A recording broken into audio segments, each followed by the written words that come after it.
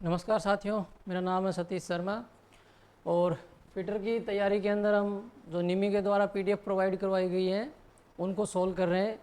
10-11 video पहले भी मैं बना चुका हूं उनके ऊपर। फर्स्ट और सेकंड सेमेस्टर की पीडीएफ हम सोल्व कर चुके हैं। जो सेकंड सेमेस्टर की पीडीएफ है उसमें काफ़ी सारे आंसर्स हैं लास्ट के, वो सारे के सारे गलत दे रखे हैं पीडीएफ में, तो उनको करेक्ट करके मैंने सोल्व करवा रखा है। वहाँ पर आप जा करके चैनल के ऊपर सारे वीडियो देख सकते हैं।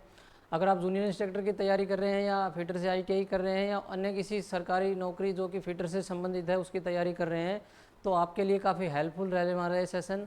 तो जो मेरे साथी चैनल के ऊपर पहली बार आए हैं वो वही चैनल को सब्सक्राइब कर लें और बेल आइकन को प्रेस कर लें ताकि आगे आने वाली इस तरह की सारी वीडियोज़ आपको मिलती रहें। तो आज हम सोल्व करेंगे थर्ड सेमेस्टर की पीडीएफ स्टार्टिंग से।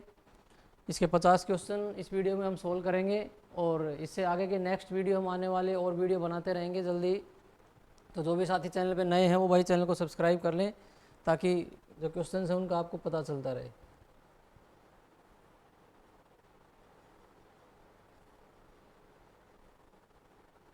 करते हैं यहाँ से शुरू। पहला क्वेश्चन हमारा, संकीर्ण कार्य के लिए किस विशेष फाइल का उपयोग किया जाता है। तो विशेष फाइल आप सबने पढ़ रखे होंगे, सबके अलग अलग उपयोग हैं।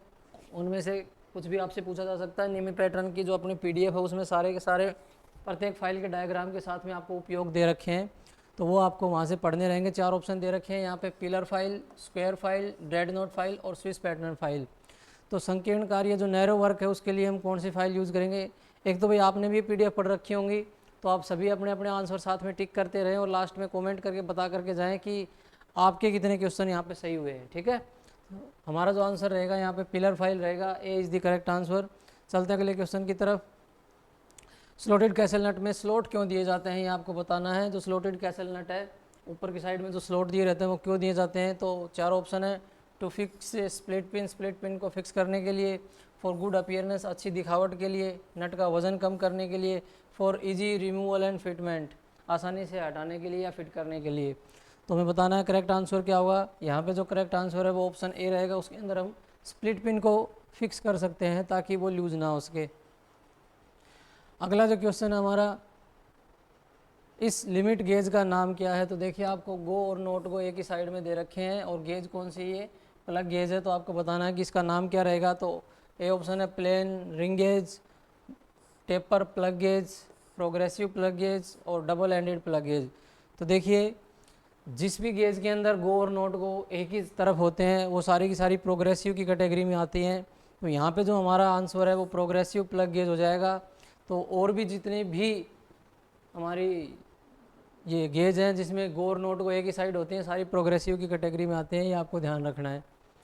चलते अगले क्वेश्चन की तरफ। What is the name of gauge, इस गेज का नाम क्या है। देख लेते हैं, इसका डायग्राम ये दे रखा है आपके सामने। इजी क्वेश्चन है। ए ऑप्शन है ring gauge, plug gauge, taper ring gauge या टेपर प्लग गेज। देखिए आपने सभी ने देख रखी होगी ये क्या है, ये रिंग गेज है। तो हमारा जो करेक्ट आंसर है वो ऑप्शन ए हो जाएगा, रिंग गेज। चलते हैं अगले क्वेश्चन की तरफ।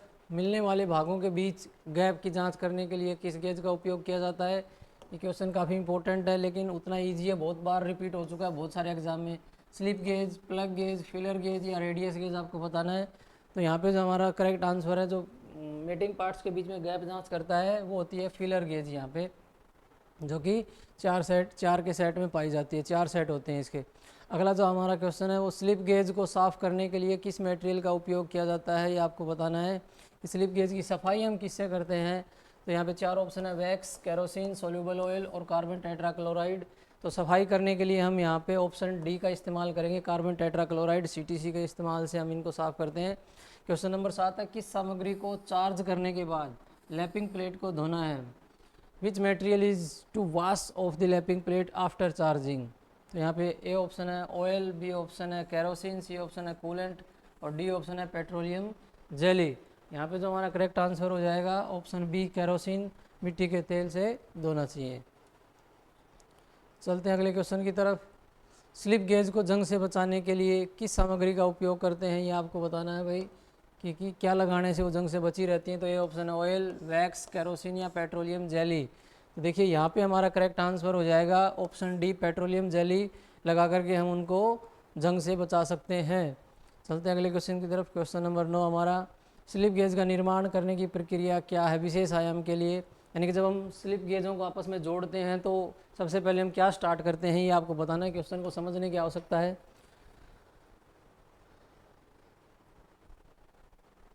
बंद कर। ए ऑप्शन है यहाँ पे, start ringing with the largest slip gauge, यानी कि सबसे बड़ी स्लिप गेज के साथ में रिंगिंग शुरू करें। ब्लॉक की अधिकतम संख्या, ग्रेड 0 एक्यूरेसी के साथ निर्मित करें। छोटी स्लिप गेज से रिंगिंग शुरू करें। यहाँ पे जो करेक्ट आंसर हो जाएगा वो ऑप्शन ए हो जाएगा। हमें पहले बड़ी स्लिप गेजों को आपस में जोड़ करके रिंगिंग विधि को स्टार्ट करना चाहिए। रिंगिंग विधि में आपको बता दूं, दो स्लिप गेज को आपस में रगड़ करके जोड़ने की विधि को हम रिंगिंग विधि कहते हैं। चलते हैं अगले क्वेश्चन की तरफ। What is the name of gauge, इस गेज का नाम क्या है। चार ऑप्शन दिए गए हैं आपको, देखिए, plain snap gauge, thread snap gauge, thread pitch gauge, adjustable snap gauge. तो देखिए यहाँ पे ये इसके दोनों रोलर दिए गए हैं जिनको हम एडजस्ट करके ऊपर नीचे कर सकते हैं। तो इसका जो नाम हो जाएगा वो ऑप्शन डी हो जाएगा, adjustable snap gauge is the correct answer. अगला क्वेश्चन है हमारा, किस फिनिशिंग प्रक्रिया में डायमेंशनल एक्यूरेसी की हाई डिग्री होती है, यानी कि डायमेंशनल एक्यूरेसी काफ़ी हाई रहती है, ये आपको बताना है। चार ऑप्शन आपको दिए गए हैं। ए ऑप्शन है यहाँ पे फाइलिंग, बी ऑप्शन है यहाँ पे टर्निंग, सी ऑप्शन है यहाँ पे ग्राइंडिंग और डी ऑप्शन है यहाँ पे लैपिंग। तो बाकी की पहली तीनों विधियों से सबसे कम मटेरियल किस में हटता है, लैपिंग में। तो यहाँ पे हमारा करेक्ट आंसर है वो लैपिंग में हो जाएगा, जिसमें जो डायमेंशन है उसके ऊपर बहुत ज़्यादा फर्क नहीं पड़ता है, केवल फिनिशिंग है वो अच्छी आती है। चलते अगले क्वेश्चन की तरफ। किस अपघर्षक यानी कि एब्रेसिव का उपयोग नरम इस्पात और अलौह धातुओं के लैपिंग के लिए किया जाता है। तो चार ऑप्शन आपको दिए गए हैं, silicon carbide, diamond, boron carbide, fused alumina. तो यहाँ पे देखिए एल्यूमिना, एल्यूमिनियम से जुड़ा हुआ चीज़, ये नरम धातुओं के लिए काम में लेंगे हम एब्रेसिव को। तो हमारा जो करेक्ट आंसर है ऑप्शन डी हो जाएगा।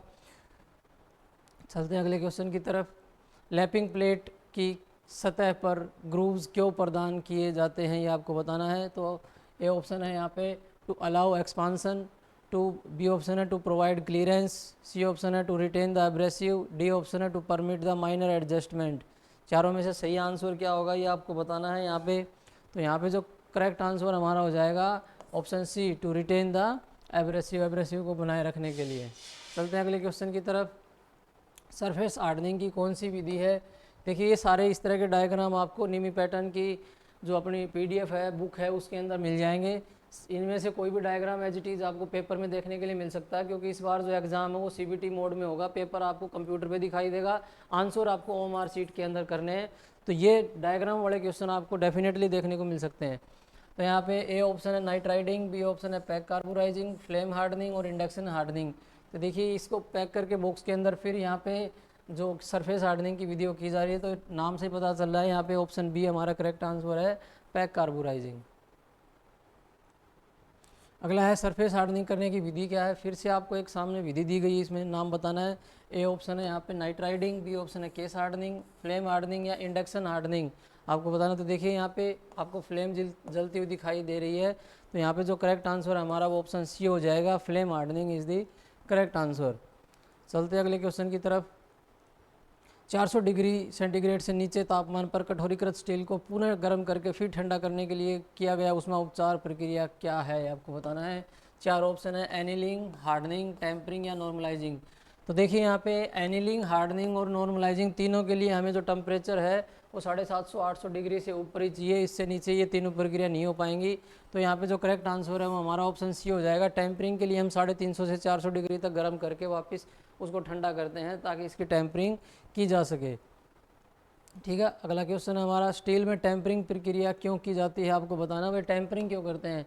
ए ऑप्शन है काटने की क्षमता जोड़ने के लिए, स्ट्रेस और स्ट्रेन को दूर करने के लिए, to refine the grain structure, grain structure को सुधार करने के लिए, या कठोरता और टफनेस को रेगुलेट करने के लिए। तो हमारा जो करेक्ट आंसर ऑप्शन डी हो जाएगा। ये कठोरता और टफनेस के बीच के रेशियो को रेगुलेट करके रखता है ताकि ना ही ज़्यादा हार्डनेस बढ़ पाए ना ही ज़्यादा टफनेस बढ़ पाए।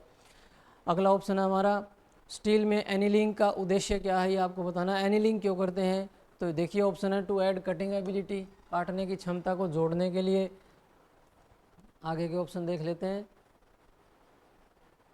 घिसने के प्रतिरोध को बढ़ाने के लिए, आंतरिक स्ट्रेस को दूर करने के लिए, स्टील की ग्रेन स्ट्रक्चर को परिष्कृत करने के लिए। तो यहाँ पे हमारा जो करेक्ट आंसर है ऑप्शन सी हो जाएगा।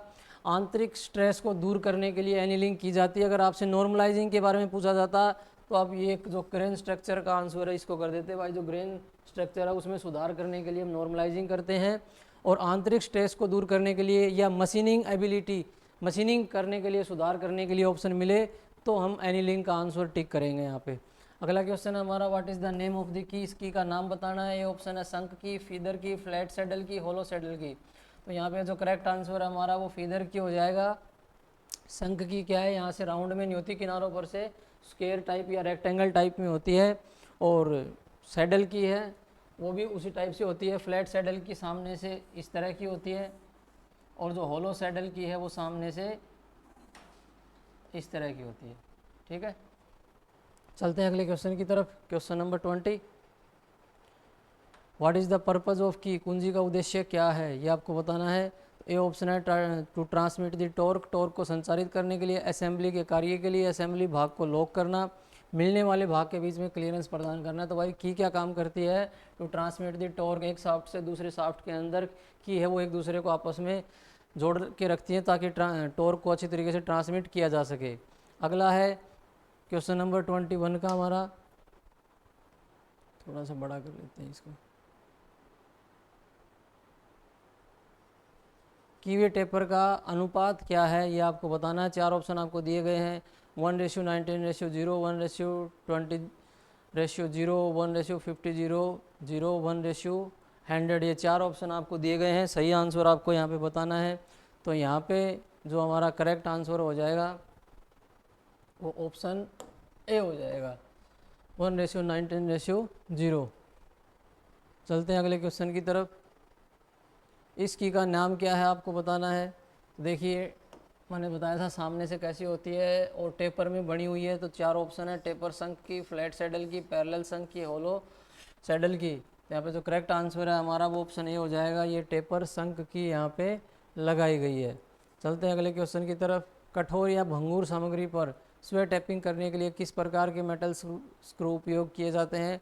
स्क्रू का पूरा एक अच्छा चैप्टर दे रखा है निमी के पीडीएफ में। सारे स्क्रू आप वहाँ से एक एक पॉइंट अच्छे से पढ़ सकते हैं, इनको रट सकते हैं। अगला जो ऑप्शन हमारे self piercing, thread cutting, thread forming या हैमर ड्रिवन स्क्रू आपको बताना है। तो यहाँ पे जो करेक्ट आंसर हमारा हार्ड मेटेरियल के थ्रेड कटिंग जो स्क्रू हैं उनका इस्तेमाल किया जाएगा। अगला ऑप्शन है विंग नट्स का उपयोग कहाँ किया जाता है। तो ए ऑप्शन है कोच निर्माण कार्य के लिए, हैवी ड्यूटी असेंबली वर्क के लिए, loosen and tight without wrench, ढीला और कसने के लिए बिना रेंच के, या सजावटी उपस्थिति प्रदान करने के लिए। तो देखिए जो विंग नट है उसको हम हाथ की सहायता से ही खोल या बंद कर सकते हैं। तो यहाँ पे हमारा आंसर है ऑप्शन सी हो जाएगा, ढीला और कसने को बिना रेंच के लिए, विदाउट रेंच हम उसको खोल सकते हैं और बंद कर सकते हैं। इस गेज का नाम क्या है आपको बताना है। ये देखिए आपके सामने गेज दिया गया है, तो आपको इसके किनारे देखने हैं किस तरह से टेपर राउंड में बने हुए हैं।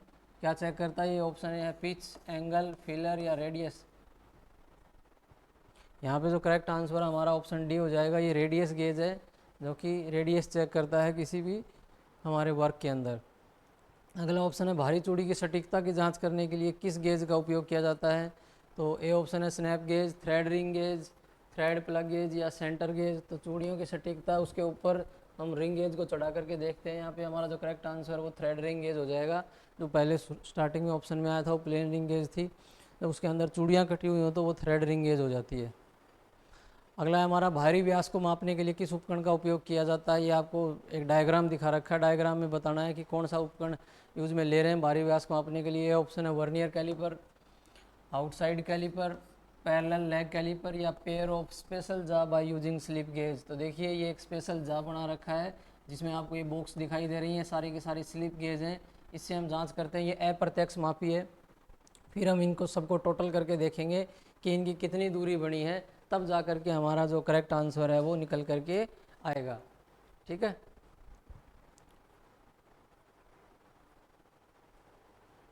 अगला क्वेश्चन है स्लिप गेज ए की ऊंचाई ज्ञात कीजिए। साइन का मान यहाँ पे दे रखा है आपको, और इसकी जो लंबाई है वो दे रखी है आपको यहाँ पे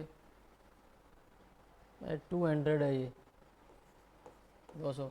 देखिए इसका जो फॉर्मूला है वो sine theta is equal to ये स्लिप गेज की ऊंचाई, हाइट मान लो स्लिप गेज की, अपॉन में साइन बार की लंबाई, लेंथ मान लो। ठीक है, ये इसका फॉर्मूला है। तो आपको साइन बार का जो मान है वो दे रखा है 0.4226 इज इक्वल टू ये h आपको निकालनी है और अपॉन में इसके 200, इसको लेके इधर जाएंगे, इसको उधर लेके जाएंगे, इसकी गुणा करेंगे, मल्टीप्लाई करेंगे तो हमारा आंसर आ जाएगा। हमारा यहाँ पे करेक्ट आंसर है ऑप्शन बी हो जाएगा। इसको करेक्ट करेंगे जब, ये फॉर्मूला आपको पता होना चाहिए, आपसे पूछा जा सकता है पेपर के अंदर भी, ठीक है। फिलर गेज कितने सेट में होते हैं, तो मैंने स्टार्टिंग में बताया था कि फिलर गेज के 4 सेट होते हैं। ऑप्शन बी है वो हमारा करेक्ट आंसर रहेगा यहाँ पे। चलते हैं अब अगला क्वेश्चन, क्वेश्चन नंबर 30। रेडियस और फिलेट गेज बनाने के लिए किस मटेरियल का उपयोग किया जाता है, तो ये ऑप्शन है टूल स्टील, कठोर इस्पात, हाई कार्बन स्टील या मीडियम कार्बन स्टील। धन है तो रेडियस और फिलेट गेज बनाने के लिए में हार्डन्ड स्टील सीट की आवश्यकता होती है, तो ऑप्शन बी है हमारा करेक्ट आंसर हो जाएगा भाई। चलते हैं अगले क्वेश्चन की तरफ। लैपिंग टूल में एक्स के रूप में चिन्हित भाग का नाम क्या है, तो यहाँ पे पहला ऑप्शन स्लिट है और यही हमारा करेक्ट आंसर है। देखिए ये जो इस टाइप से दिए गए हैं इनको हम स्लिट कहते हैं और इस टाइप से दिए गए हैं इनको हम ग्रूव कहते हैं। ये लैपिंग टूल के अंदर ये आपको ध्यान रखना है, ठीक है। अगला क्वेश्चन 32 का, लैपिंग टूल में प्रदान किया गया स्लिट का उद्देश्य क्या है, ये स्लिट क्यों दिए जाते हैं आपको बताना है। तो ए ऑप्शन है फॉर क्लियरेंस, बी ऑप्शन है फॉर एक्सपांसन, सी ऑप्शन है to retain abrasive, D option है to adjust the sleeve. 4 option है, करेक्ट आंसर आपको यहाँ पे बताना है कि क्या रहेगा आपका। तो यहाँ पे जो करेक्ट आंसर है हमारा विस्तार के लिए रह जाएगा, उनको एक्सपेंड होने के लिए जगह चाहिए इसलिए देते हैं इसको। अगला ऑप्शन है हमारा इस ऑपरेशन का नाम क्या है आपको बताना है। तो देखिए यहाँ पे लैपिंग करी जा रही है एक बड़ी शाफ्ट की मोटी शाफ्ट की, तो 4 ऑप्शन है अपने सामने, internal ring lapping, external ring lapping, lapping internal cylinder, lapping large diameter. तो यहाँ पे जो करेक्ट आंसर है वो लैपिंग है वो लार्ज डायमीटर की करी जा रही है। Option D is the correct answer. चलते हैं अगले क्वेश्चन की तरफ, क्वेश्चन नंबर 34। कास्ट आयरन और अलोह मटेरियल की होनिंग करने के लिए किस प्रकार के अपघर्षक का उपयोग किया जाता है। तो कास्ट आयरन और अलोह मटेरियल क्या है, हार्ड होते हैं भाई, तो हार्ड मटेरियल के हम क्या इस्तेमाल करेंगे। ये ऑप्शन है diamond, boron carbide, silicon carbide या एल्यूमिनियम ऑक्साइड। तो करेक्ट आंसर हमारा ऑप्शन सी हो जाएगा, सिलिकॉन कार्बाइड है वो कास्ट आयरन या अलोह धातुओं के लिए इस्तेमाल किया जाता है। अगला क्वेश्चन है सरफेस हार्डनिंग के किस विधि में सतह स्केल मुक्त होती है, कि कौन सी विधि में हमें स्केल की परवाह नहीं करनी पड़ती, वो करने से इसके साइज़ पे कोई असर पड़ेगा ये देखना नहीं पड़ता। 4 ऑप्शन है nitriding, case hardening, flame hardening या इंडक्शन हार्डनिंग। 4 ऑप्शन दिए गए हैं, सही आंसर आपको बताना है। तो यहाँ पे जो करेक्ट आंसर है हमारा वो इंडक्शन हार्डनिंग हो जाएगा भाई, ऑप्शन डी के अंदर हमें स्केल देखना नहीं पड़ता। चलते हैं अगले क्वेश्चन की तरफ। यदि स्टील को क्रिटिकल तापमान तक गर्म किया जाता है और भट्ठी में बहुत धीरे धीरे ठंडा किया जाता है तो उस प्रक्रिया का नाम क्या होगा। देखिए आपको ध्यान रखना, हमेशा ये क्वेश्चन किसी भी तरीके से पूछा जा सकता है, आपको ध्यान रखना कि जब भट्ठी में धीरे धीरे ठंडा किया जाए ये शब्द आपको दिखे तो आपको आंसर करना है एनिलिंग। अगर आपको यहाँ पे दिखाई दे कि रूम टेम्परेचर के ऊपर ठंडा किया जाता है तो आपको आंसर करना है नॉर्मलाइजिंग, ठीक है।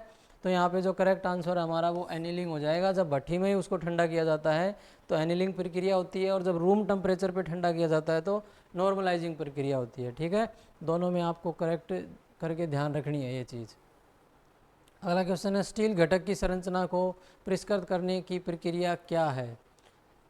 What is the process to refine the structure of steel component. वही स्ट्रक्चर के ऊपर आ गया, वही स्ट्रक्चर को रिफाइन करना। ये ऑप्शन है टेम्परिंग, एनिलिंग, हार्डनिंग या नॉर्मलाइजिंग। तो मैंने पहले भी आपको बताया था इसके बारे में, आपको करेक्ट आंसर यहाँ पे बताना है क्या रहेगा। तो देखिए टू रिफाइन द स्ट्रक्चर को सुधारने के लिए हमें नॉर्मलाइजिंग करने की आवश्यकता है, option D is the correct answer. अगला ऑप्शन है गर्म साल्ट बाथ में कौन सा सरफेस हार्डनिंग की विधि की जाती है। देखिए साल्ट बाथ के अंदर कौन सी आपको बतानी रहेगी यहाँ पे। ए ऑप्शन है flame hardening, gas carburizing, pack carburizing या लिक्विड कार्बोराइजिंग। तो सोल्ट बाथ आ गया, बाथ बाथ का मतलब आप समझते ही हो तो आपको नाम से ही समझ जाना चाहिए। यहाँ पे करेक्ट आंसर हमारा ऑप्शन डी हो जाएगा, liquid carburizing is the correct answer. चलते हैं अगला क्वेश्चन, एक्स से चिन्हित भाग का नाम क्या है, देख लेते हैं एक्स से क्या भाग है भाई चिन्हित। हाँ ये साफ्ट बतानी है आपको, कौन सी साफ्ट है। यहाँ पे 4 ऑप्शन है, taper shaft, spline shaft, serrated shaft और स्क्रू पिच गेज। 4 ऑप्शन दिए गए हैं। तो देखिए इसमें काफ़ी बारीक दांते कटे हुए हैं तो यहाँ पे इसका नाम हो जाएगा वो ऑप्शन सी हो जाएगा, सेरेटेड साफ्ट। अगर यहाँ पे दांते मोटे कटे होते गियर टीथ के जैसे होते तो हमारा करेक्ट आंसर स्प्लाइन साफ्ट हो जाता। लेकिन ये बारीक दांते हैं काफ़ी, तो यहाँ पे हमारा आंसर है वो सेरेटेड शाफ्ट हो जाएगा। ठीक है, स्प्लाइन शाफ्ट में क्या होता है, रोटेशन के साथ साथ हम उसको स्लाइड भी कर सकते हैं ऊपर नीचे, जैसे हमारी ड्रिल मशीन का स्पिंडल ऊपर नीचे जाता है और साथ साथ में घूमता भी है, वहाँ पे स्प्लाइन शाफ्ट लगाई गई होती है। क्वेश्चन नंबर 40 है, किसकी आयताकार क्रॉस सेक्शन होता है जो शाफ्ट और हब दोनों पर कटे कीवे में फिट हो जाता है, ये आपको बताना है। विच की has rectangular cross section is fit into कीवे cut on both shaft and hub. शंख की, फीदर की, फ्लैट सैडल की या होलो सैडल की, 4 ऑप्शन आपको दे रखे हैं। सही आंसर आपको बताना है यहाँ पे क्या रहेगा। तो यहाँ पे देखिए करेक्ट आंसर है, मैंने बताया था आपको पहले ही, शंख की इस टाइप से ही बनी रहती है, मोटी होती है रेक्टेंगल टाइप से। अगला जो क्वेश्चन हमारा, टेपर्ड शाफ्ट पर फिटिंग के लिए कौन सी की उपयोगी है। टेपर शाफ्ट है, ये हम ऑटोमोबाइल में यूज लेते हैं ज़्यादातर, तो उसके ऊपर कौन सी की उपयोगी रहेगी। ए ऑप्शन है फीदर की, जिप हेड की, वुडरफ की या फ्लैट सैडल की। यहाँ पे करेक्ट आंसर हमारा ऑप्शन सी हो जाएगा। यहाँ पे सिर्फ टेपर्ड शाफ्ट लिखा है, यहाँ पे ऑटोमोबाइल में कौन सी की यूज़ लेते हैं, अगर ये क्वेश्चन आएगा तो भी आपको वुडरफ की ही आंसर करना है। ये भी आपको नोट कर लेना भाई, ऑटोमोबाइल के लिए भी वुडरफ की ही इस्तेमाल की जाती है। वुडरफ की का आकार पूछ लेते हैं तो कुछ इस तरीके की होती है, अर्धचंद्राकार, ठीक है, और ऊपर से थोड़ी सी टेपर में होती है ये, तो ये इसका करेक्ट आंसर है। चलते हैं अगले क्वेश्चन की तरफ। क्वेश्चन नंबर 42, सर्कुलर टेपर की का प्रयोग कहाँ किया जाता है। ए ऑप्शन है light duty transmission, by directional rotation, lengthy shaft या टेपर्ड शाफ्ट। तो देखिए सर्कुलर टेपर की काफ़ी बारीक होती है, उसको हम ए ऑप्शन लगाएंगे यहाँ पे, लाइट ड्यूटी ट्रांसमिशन। जो पतले छोटे कार्य हैं उनके लिए इस्तेमाल करते हैं, वरना वो टूट जाती है। अगला क्वेश्चन है 43 का, शाफ्ट के साथ घूमने की अनुमति दिए बिना प्लेन बीयरिंग को कैसे पोजीशन में रखा जाता है, ये आपको बताना है। ये ऑप्शन है क्लैंप के द्वारा, बोल्ट या नट के द्वारा, की या स्क्रू द्वारा, लॉकिंग डिवाइस द्वारा। तो देखिए यहाँ पे हमारा जो करेक्ट आंसर है वो ऑप्शन सी हो जाएगा, की और स्क्रू के द्वारा हम उसको पोजीशन में रख सकते हैं। अगला क्वेश्चन है हमारा, इस की का नाम क्या है। तो देखिए सबसे पहले तो ये डायग्राम आपको देखने को मिलेगा जब आपको सैडल की बतानी रहेगी, ठीक है। तो लेकिन ये फ्लैट है या होलो है, मैंने आपको पहले बताया था, तो आपको इसको नीचे का भाग देखना। देखिए यहाँ पे लाइन सीधी दी गई है, ये लाइन सीधी दी गई है यहाँ पे, तो हमारा करेक्ट आंसर फ्लैट सैडल की होगा। अगर सीधी की बजाय ये इस तरह से राउंड में ही होती ना लाइन इसके साथ साथ में, तो हमारा आंसर है वो होलो सैडल की हो जाता है यहाँ पे। बाकी ये डायग्राम के साथ में जब ये की दिखाई जाएगी इस तरीके से, तो आपका आंसर है वो सैडल की ही रहेगा। अब फ्लैट रहेगा या होलो रहेगा तो आपको इसके नीचे की लाइन देख करके बताना रहेगा। अगला क्वेश्चन हमारा 45 का, इस की का नाम बताइए। काफ़ी इजी है, सबने काफ़ी अच्छी तरीके से पढ़ रखी होगी, हाथ से बना रखे होगा। इसका डायग्राम इंजीनियरिंग ड्राइंग में भी काफ़ी बार आती है। ये 4 ऑप्शन दिए गए हैं, शंख की, फीदर की, जिप हेड की या वुडरफ की। देखिए इसका हेड ही अपना आंसर बता देता है, तो ये जिप हेड की इज द करेक्ट आंसर। चलते हैं अगले क्वेश्चन की तरफ। 46 का, ताले की मरम्मत और चाबियों में हार्ड नोच की फाइलिंग करने के लिए किस फाइल का उपयोग किया जाता है, ये आपको बताना। तो ताले का मरम्मत वगैरह भी छोटे कार्य हैं, तो इसमें कौन सी फाइल इस्तेमाल की जाएगी, ये आपको बताना है। तो देखिए काफ़ी पतली फाइल होती है, वही 4 ऑप्शन है, pillar file, flexible file, wording file या स्विच पैटर्न फाइल। तो काफ़ी पतली फाइल होती है, वार्डिंग फाइल, ये हमारा करेक्ट आंसर रहेगा यहाँ पे। अगला क्वेश्चन है, इस स्क्रू का नाम बताइए। ये स्क्रू आपको भाई डायग्राम सारे के सारे पढ़ने रहेंगे। Grub screw, driver screw, self tapping screw या थ्रेड कटिंग स्क्रू। तो ये हमारा यू टाइप ड्राइवर स्क्रू है, ये इसका करेक्ट आंसर है। इनको हथौड़े की चोट से अंदर फंसाया जाता है, ना कि घुमाया जाता है, ठीक है। अगला है, what is the advantage of lock washer. Lock washer का फ़ायदा क्या है, आराम से बता पाएंगे। ज़्यादा बेरिंग सतह प्रदान करता है, सतह को होने वाले नुकसान से रोकता है, कार्य सतह पर एक समान दबाव वितरित करता है, कंपन के कारण बोल्ट या नट को ढीला होने से रोकता है। तो हमारा करेक्ट आंसर है वो ऑप्शन डी हो जाएगा भाई, ये ढीला होने से रोकता है, लॉकिंग जो वाशर है वो। अगला हमारा क्वेश्चन है, इस स्क्रू ड्राइवर का नाम बताइए। सभी ने देखा होगा ये, अगर आपने बुक अच्छे से पढ़ी है तो। ये ऑप्शन है offset screwdriver, Phillips screwdriver, standard screwdriver या हैवी ड्यूटी। तो आप इसके मुंह देख करके बता सकते हैं। यहाँ पे करेक्ट आंसर हमारा ऑफसेट स्क्रू ड्राइवर हो जाएगा। तो आज का जो लास्ट क्वेश्चन है वो आ गया हमारा, क्वेश्चन नंबर 50 का, इस लॉकिंग डिवाइस का नाम बताइए। ये है भाई आपका डिवाइस, सबने इजीली देख रखा होगा, tab washer, locking washer, lock washer या स्प्रिंग वाशर। देखिए स्प्रिंग नुमाई बना हुआ है तो करेक्ट आंसर हमारा ऑप्शन डी हो जाएगा, स्प्रिंग वाशर है वो करेक्ट आंसर है। तो भाई सभी साथी आपके कितने क्वेश्चन सही हो पाए हैं वो कमेंट में ज़रूर बता करके जाएं। यहाँ पे 50 में से आपने कितने सही किए हैं, क्या आपको सीखने को मिला। अगर कुछ सीखने को मिला हो तो आप लाइक बटन ज़रूर प्रेस करके जाएं, और जिन साथियों ने चैनल को सब्सक्राइब ना किया हो वो चैनल को सब्सक्राइब कर लें। धन्यवाद। जय हिंद, जय भारत।